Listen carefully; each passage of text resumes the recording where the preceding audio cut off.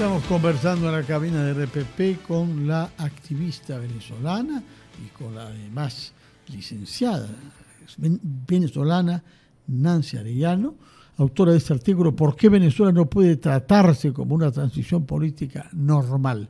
¿En qué no es normal y cómo va a ser tratada esta transición? Lo que vemos ahora, que el presidente salió, que tendrá que rendir cuentas a la justicia, que será juzgado y condenado en Nueva York, y que Estados Unidos ha multiplicado contactos y previsiones sobre las relaciones petroleras con Venezuela, país del cual se dice que tiene algunas de las principales reservas petroleras del mundo. Pero el resto, lo político, las elecciones del año 24, por ejemplo, que fueron ganadas por el mundo González, tal como Estados Unidos reconoció, el Perú y la mayor parte de los países de la comunidad internacional. ¿Hacia qué nos encaminamos hoy, 6 días después del operativo militar americano, y disipado relativamente el temor de que esa intervención pudiese ocasionar una fragmentación de la Fuerza Armada y una violencia popular? Bueno, primero que nada, Fernando, el problema es que Venezuela no está teniendo solamente una transición política, sino una transición hacia la política. Porque en el momento en el que el chavismo en gobierno decide compartir el monopolio, romper el monopolio de la fuerza coactiva, compartir el poder de fuego con grupos paraestatales, compartir el hecho económico con la presencia y garantía de operaciones de estos grupos en el arco minero y en diferentes territorios del país, y ceder el control territorial e incluso el control social en determinados espacios territoriales con estos grupos paraestatales, y servir ¿Cuáles son estos grupos paraestatales? ELN, FARC, Hezbolá, el Tren de Aragua, los colectivos. O sea, ha habido distintos niveles, distintas jerarquías y nivel de complejización de estas organizaciones, y ese caos, ese andamiaje caótico ha permitido que se sostenga de facto el poder en manos de estos grupos, que sirven es como aglutinante. Entonces, por supuesto, una primera fase de ruta o viabilización hacia la repolitización del país, volver al concurso de lo político, requiere bisagras. Y ahí es donde juegan elementos que han operado, manejado y han estado siendo parte esencial del funcionamiento de este esquema. Y por supuesto allí tenemos la muestra de Delcy Rodríguez, Jorge Rodríguez manejando ejecutivo y legislativo y juramentándose. Es muy simbólico. Los dos hermanos. Se juramentaron ambos el mismo día y termina Jorge recién juramentando a Delcy. Entonces, y luego tenemos estos signos y dos discursos, un discurso hacia sus bases y un discurso hacia Estados Unidos y el mundo de lo político. O sea, un discurso que opera sobre lo prepolítico para sostener tensiones, contener tensiones, y un discurso que opera. ¿Cuánto aguanta eso?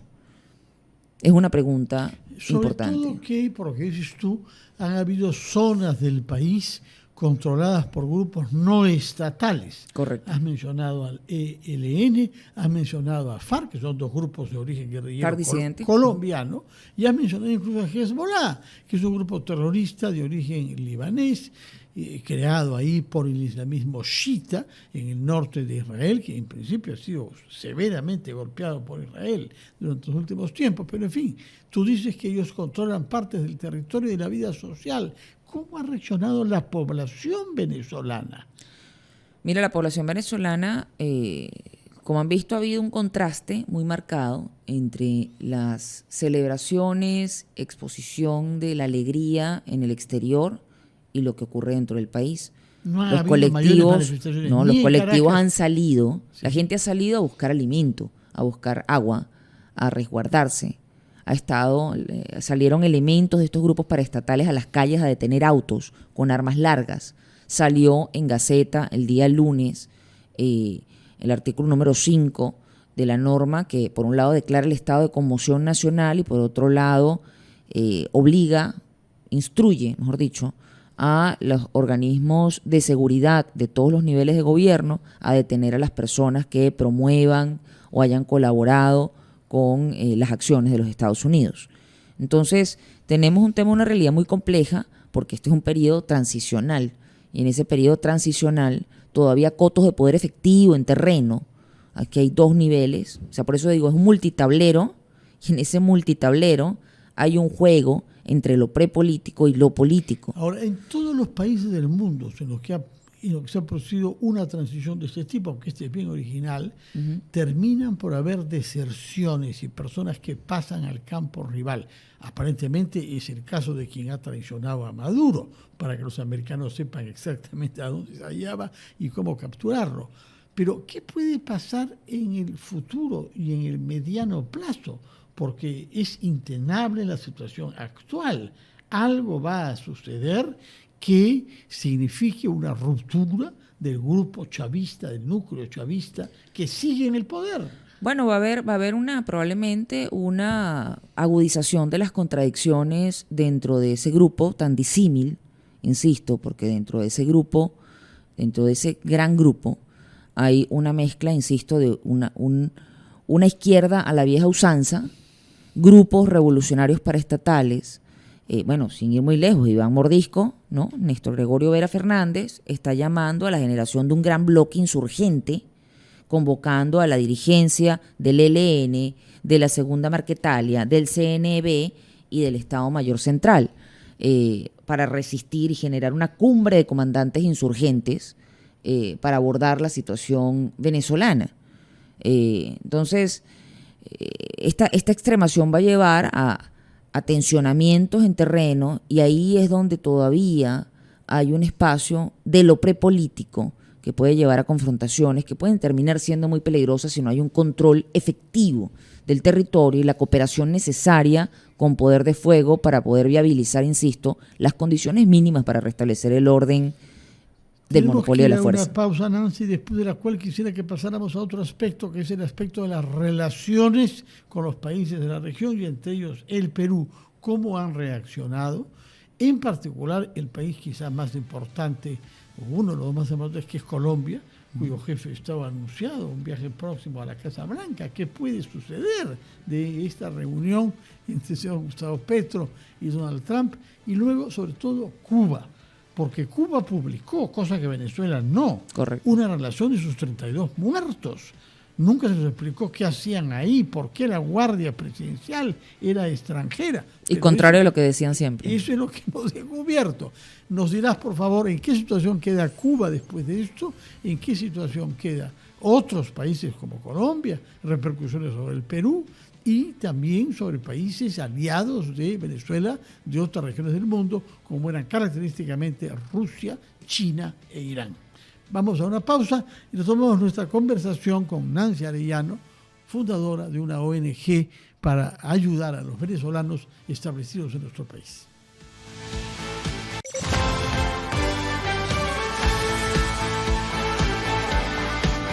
Ha quedado planteada la pregunta respecto de los países vecinos, amigos y no amigos de Venezuela, cómo han reaccionado. El más interesante de los cuales resulta ser Colombia, porque después de algunas declaraciones grandilocuentes de la parte del señor Petro, y que Trump dijera que es una persona enferma que se dedica a la producción y al consumo de la cocaína, ahora resulta que esa persona está viajando para reunirse con Trump en Washington. ¿Qué podemos esperar de esa eventual reunión del jefe de Estado de Colombia con el de Estados Unidos? Bueno, yo creo que en este caso nos ocupan temas como lo que mencionaba antes, de los grupos paraestatales intentando unir esfuerzos, además, para generar, ¿no?, mayores complejidades en terreno.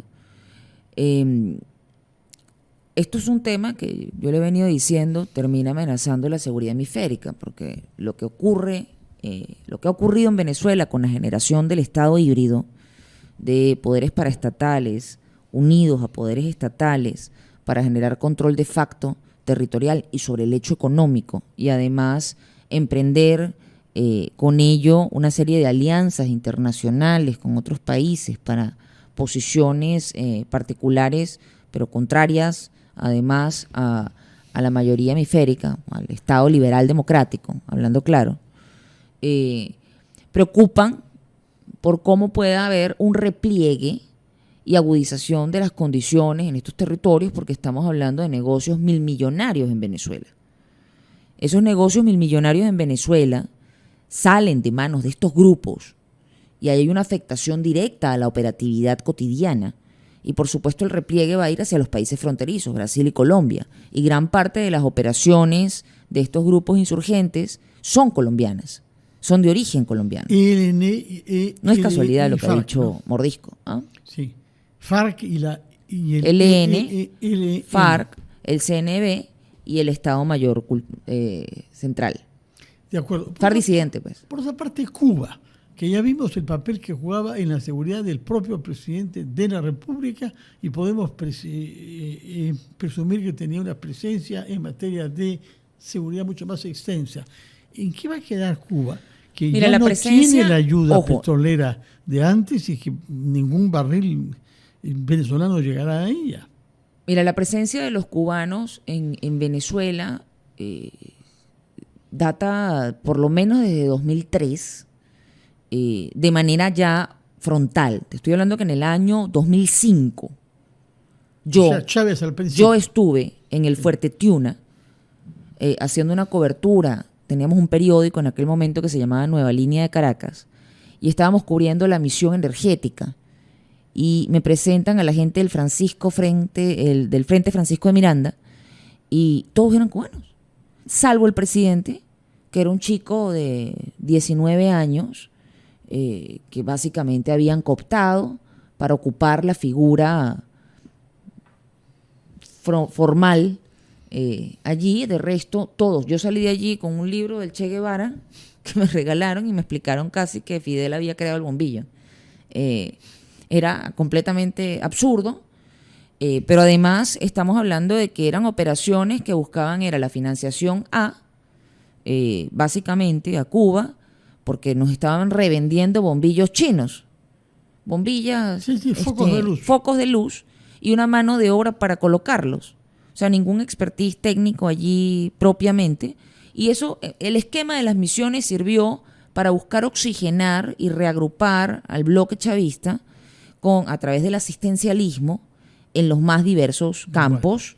Bueno, comprendemos y los cubanos optaste por venir al Perú en esas circunstancias. Y los cubanos estaban presentes en Fuerte Tiuna, manejando toda la información de las misiones. Las misiones manejaban presupuestos para institucionales, me refiero respecto de los ministerios que deberían guiarlo, y esto se fue cada vez acrecentando más con la presencia del G2 y la inteligencia en territorio para contener cualquier posibilidad de una nueva asonada como la que ocurriese en 2002, que había ya sacado a Chávez del poder. La primera vez, sí. Bueno, Fidel Castro siempre tuvo una visión particular sobre Venezuela e impulsó guerrillas. Sí, desde antes. Entre otras, a través de alguien que después fue una gran figura democrática como Petkov, ¿no? Que llegó a ser ministro en gobiernos democráticos. Correcto. Bueno, ahora bien, el Perú.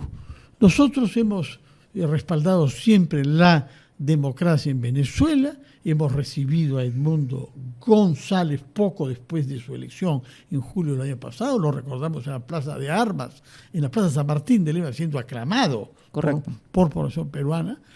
Pero al mismo tiempo hemos tenido dificultades por el número de venezolanos que han emigrado a nuestro país, algunos de los cuales sin documentación y sin garantías, naturalmente, de poder integrarse al mercado laboral. ¿Qué perspectivas hay de que en una Venezuela que se democratice y que avance económicamente se pueda promover un retorno libre de las personas que deseen hacerlo? No, yo creo que esa es una prioridad. La reunificación familiar es uno de los temas que más ha movilizado el voto hacia Edmundo González y María Corina Machado. Ese fue el parteaguas que marcó ya un punto de no retorno en la relación que pudo haber intentado sostener el populismo chavista, sí, separando el tema militar, separando el tema del uso de la fuerza. Aún la popularidad del chavismo cuando rompe la familia venezolana, sobre todo un país que por 200 años jamás tuvo una historia de emigración fue un país más bien de inmigrantes, no de Incluidos emigrantes. peruanos, recordamos muy bien en la época de Velasco. Entonces, en este caso, se estima que entre 20 y 30%, dadas las condiciones mínimas de seguridad, insisto, y el arranque de la transición, se estima que puedan retornar al país por reunificación familiar, 2, por el hecho de poseer todavía propiedades en Venezuela, 3, por la recuperación de su estatus profesional. Muchos no han podido insertarse, no solamente por temas que tengan que ver con la documentación en materia de identidad, que ya es suficiente barrera, sino además la documentación sobre sus títulos. El chavismo generó también un esquema perverso en el costo de las apostillas, en barreras para que las universidades públicas otorgaran la documentación pertinente a los profesionales venezolanos. Entonces vamos a tener allí, yo creo que una política de retorno que tiene que trabajarse en conjunto con el Estado venezolano, con un Estado legítimo venezolano, y que debe ir de la mano además de los planes de reconstrucción de las distintas industrias. Ojalá que eso tome el tiempo. Y que va a beneficiar a la región finalmente. Finalmente, una última pregunta que tiene que ver con las Fuerzas Armadas.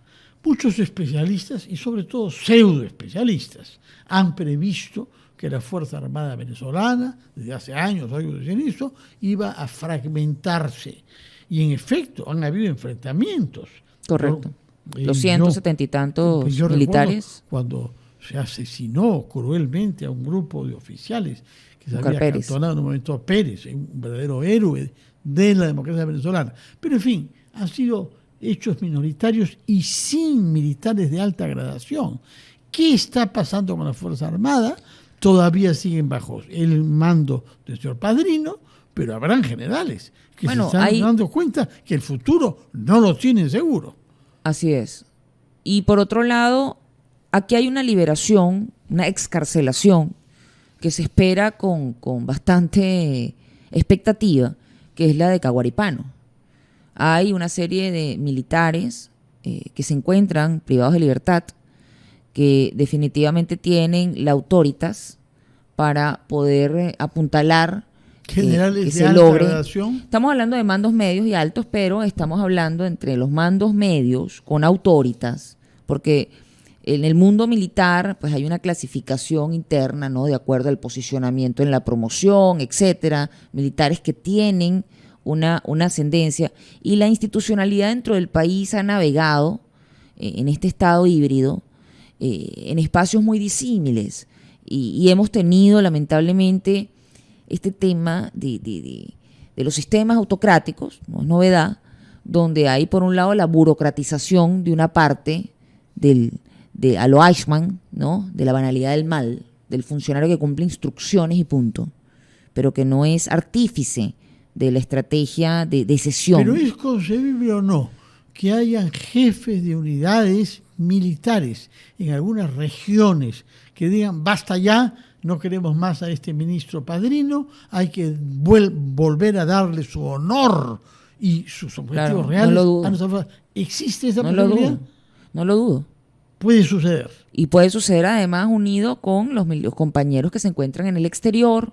Hay compañeros que salieron después de 2019. Estamos hablando de que se calcula más de 800. Ojo. Oficiales que han emigrado. Oficiales y que se encuentran en zonas aledañas, pero hay que estar muy pendiente de las redes y cómo va a operar. Tanto a los derechos humanos como a la realidad económica y petrolera y a la realidad militar venezolana, según nos recomienda Nancy Arellano, especialista de Venezuela y una Venezuela peruanizada entre tanto, ¿no? Yo, una venezolana peruanizada, claro que sí. Muy bien. Muchas gracias. Yo adoro este por tu país. presencia acá. Deseamos lo mejor para la democracia, para la libertad y para la vigencia de los derechos humanos en Venezuela, y ojalá que pronto podamos estar conversando sobre un decantamiento más claro de esta transición. Son las 9 en punto. Momento de hacer una pausa, de ir a los titulares antes de retomar ampliación de noticias.